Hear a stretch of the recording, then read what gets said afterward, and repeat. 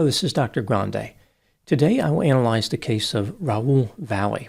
First, I'll take a look at the background of this case, move to the timeline of the alleged crime, then offer my analysis. Raul Elia Valle was born on June 10, 2005, and lived in Milford, Connecticut. He went by the name Lito. I will refer to him as Raul. He attended St. Joseph's High School in nearby Trumbull, Connecticut, where the tuition is $19,000 a year. Now moving to the timeline of the alleged crime. On May 14, 2022, at 11:54 p.m., several 911 calls were placed about 4 victims with stab wounds at a house at 43 Laurel Glen Drive in Shelton, Connecticut. This is 8 miles north of Milford. Here is what the police found during the course of their investigation. The house was owned by a man named Ronald Rich. About 30 teenagers had been there for a house party hosted by his 18-year-old son, Tyler Rich. The scene was described as pandemonium. Witnesses told the police that a Honda Pilot had arrived to the party containing multiple individuals who had not been invited. These people were from St. Joseph's High School. Upon exiting the Honda, these visitors became involved in an altercation with multiple male participants on the front lawn of the house. One of the visitors had a knife, which he used to stab 4 people. One of the teenagers he stabbed, James McGrath, died just over an hour later at a hospital. The other 3 teenagers survived their injuries. The perpetrator of the stabbing fled the scene in a Honda Pilot, along with the other uninvited visitors. The police were able to figure out some of what happened. Prior to the fatal stabbing, there was a fight at a house at 5 Lazy Brook Road in Shelton. Students from Shelton High School allegedly provoked students from St. Joseph's High School into a fight. 7 people climbed into the Honda Pilot and traveled to the house at 43 Laurel Glen Drive. 3 of these individuals were very important to this investigation: 16-year-old Raul Valle, 17-year-old Jack Snyder, and 16-year-old Tyler De Silva. Raul was the one who stabbed the 4 individuals, and Jack was the driver of the Honda Pilot. The police wanted to interview Jack and Tyler, but their parents would not let them talk to the police. 6 months later, with their attorneys present, Jack and Tyler gave statements to law enforcement. They said that Raul threw the knife out of the Honda Pilot on Adams Street. The police searched for the knife, but they could not find it. Raul Valle was arrested and charged with murder and assault in the first degree. Jack Snyder and Tyler De Silva were offered immunity in exchange for their testimony. The state offered Raul 2 plea bargains. Each involved 40 years in prison. He turned them down, and the case headed to trial. The trial started on June 17, 2025. Many witnesses testified over the course of this trial. Some of the testimony was conflicting. Here's a summary of what happened on May 14, 2022, as presented at trial. Raul Valle, Jack Snyder, and Tyler De Silva were all at a party at a house on Lazy Brook Road. A teenager named Ryan Hines paid a visit to that party. Jack Snyder took Ryan's beer, which triggered a fight. In this fight, Raul allegedly punched Ryan and hit him with a helmet. After this, Ryan Hines made his way to the house at 43 Laurel Glen Drive, where a large party was being held by Tyler Rich.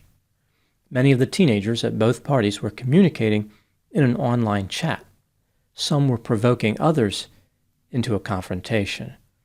Raul, Jack, Tyler, and 4 other individuals climbed into Jack's green Honda Pilot SUV and made their way to the house on Laurel Glen Drive. Raul said he had no intent to fight anyone. He was just looking for a party. When the Honda Pilot parked out front, several of the partygoers approached it, including Tyler Rich, who claimed he told the vehicle occupants to leave the area. An argument broke out between the occupants and the partygoers. Some of the partygoers started rocking the Honda Pilot back and forth, throwing things, and jumping up and down on the bumper. This caused damage to the Honda.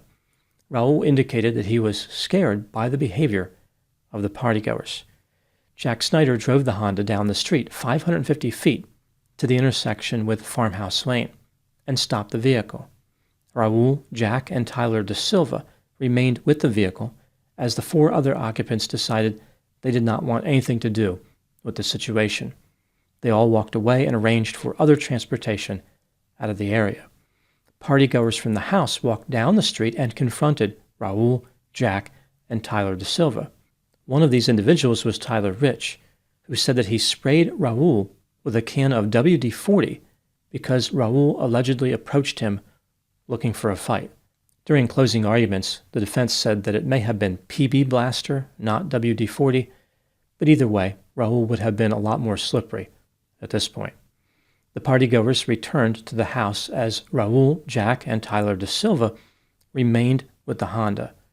At this point, Raul Valle took possession of a black 3-inch folding knife owned by Jack Snyder. Raul claimed that Jack simply handed him the knife, which surprised him. Jack claimed that he gave the knife to Raul only after Raul asked for it aggressively. 2 of the young people in the Honda who decided to leave the situation also testified about the knife. One said that Raul was urgently searching for the knife, saying, "Jack, where the blank is your knife?" The other said that Raul appeared to be aggressive after inspecting the damage to the Honda and asked Jack for the knife. Regardless of how Raul obtained the knife, he definitely had it in his possession at this time. It was in his pocket. At this point, Raul, Jack, and Tyler De Silva decided to return to the house where the party was being held. This is the same location where they had just been told to leave. Jack did not exit the Honda, but Raul and Tyler De Silva did. The 2 teenagers were standing on the front lawn of the house.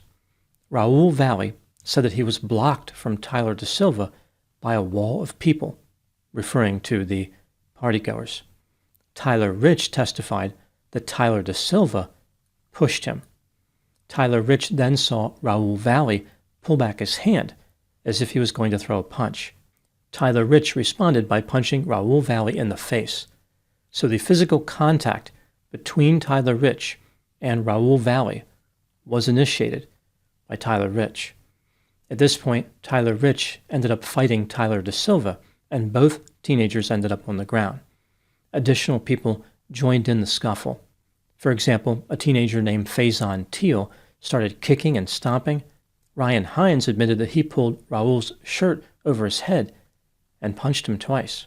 Raul claimed that during this altercation, he was hit all over his body, including his head, and he lost consciousness. When he woke up, he retrieved the knife and started flailing everywhere. He stabbed without any real direction. His intent was not to harm anyone. He just wanted to escape the situation. He was simply trying to get away. Raul stabbed 3 teenagers, Ryan Hines, Thomas Connery, and Faison Teal. All of them survived. He then broke free of the fight and made his way toward the Honda Pilot. At this point, Raul re-engaged and stabbed James McGrath, mortally wounding him. Raul retreated to the Honda after this final stabbing and allegedly said, "I think I just stabbed 4 people." At this point, Raul, Jack, and Tyler De Silva drove away in the Honda Pilot. During closing arguments, the prosecutor argued that Raul intentionally stabbed all 4 victims. The defense argued this was a case of self-defense. On July 9, 2025, Raul Valle was found not guilty of murder, not guilty of first-degree manslaughter, and not guilty of assault in the first degree. The jury deadlocked on first-degree manslaughter reckless, which is different than just plain first-degree manslaughter. They also deadlocked on assault in the first degree, assault in the second degree, and assault in the second degree reckless. At the time I'm making this video, the future of this case is unclear. The state could retry Raul on the charges where the jury deadlocked, but it might be an uphill battle. Raul Valle may still have to face a civil trial, but he has avoided the most serious criminal penalties, and maybe all the criminal penalties.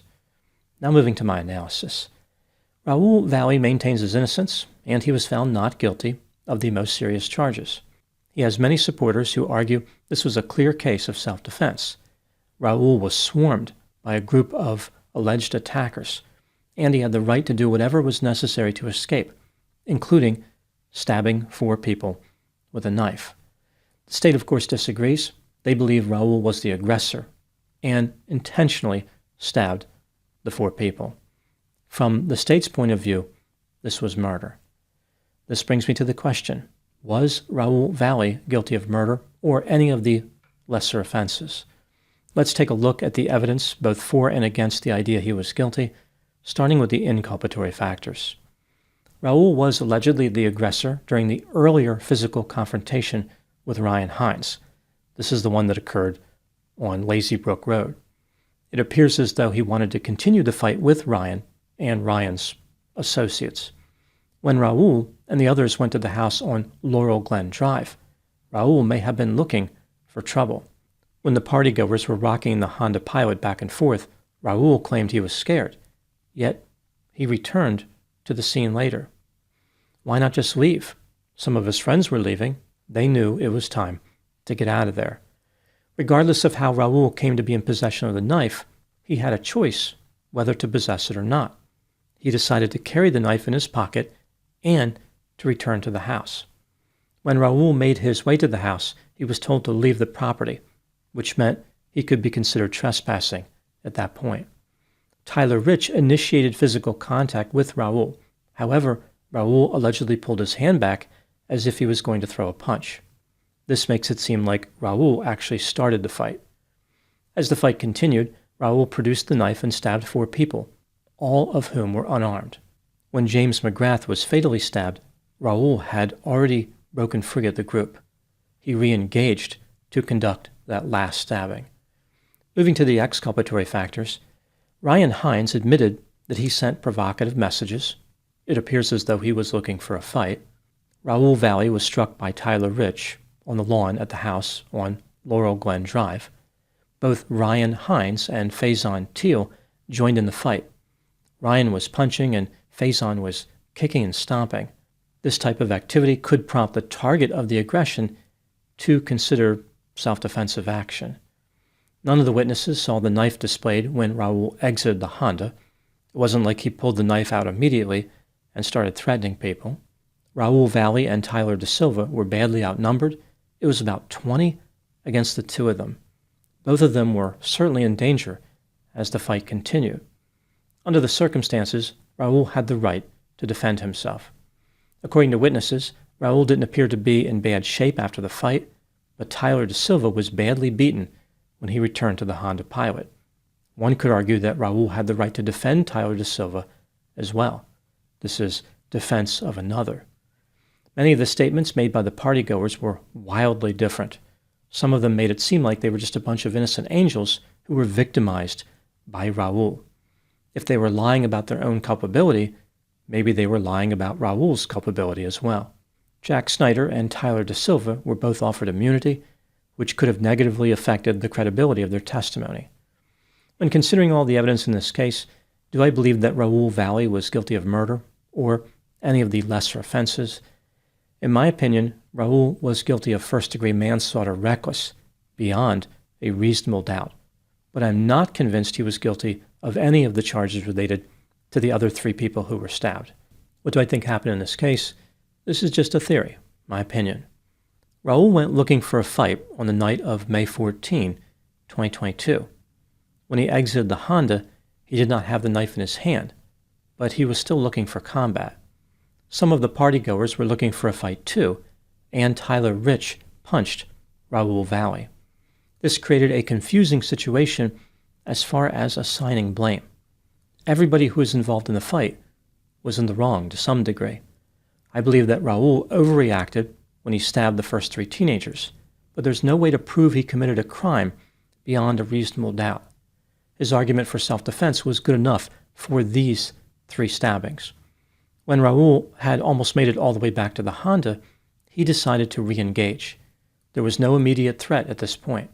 Raul should have just continued on his way and left the area. Instead, he stabbed James McGrath in the chest. Raul may not have intended on causing death, but his conduct was at least reckless. Now moving to my final thoughts. The lesson learned in this case is the importance of supervising teenagers. There's a sense that the young people here were just left to their own devices. They somehow had access to alcohol, They were driving around town, involving themselves in drama, fighting with each other, and all this happened late at night. Where were the parents? Why didn't neighbors call the police? These teenagers were given too much freedom and too much power. I think this chaos had an impact on the outcome of this case. Perhaps the jury just looked at all this confusion, all the moving parts, and just said, there's no way to know what happened. All these teenagers were at fault. They made terrible decisions. They were too rambunctious and out of control for their own good. How can we single out one person and say he committed murder, manslaughter, or any offense? None of the participants had good judgment, and none of their testimony could be trusted. This was a complex case, which the state of Connecticut treated as a simple case. I think the prosecution failed to emphasize their best evidence and failed to untangle the mess created by these teenagers. The jury was understandably confused. Once they lost track of the case, Raul Valle was the one who benefited. Those are my thoughts on the case of Raul Valle. Thank you so much for watching. I'll talk to you soon.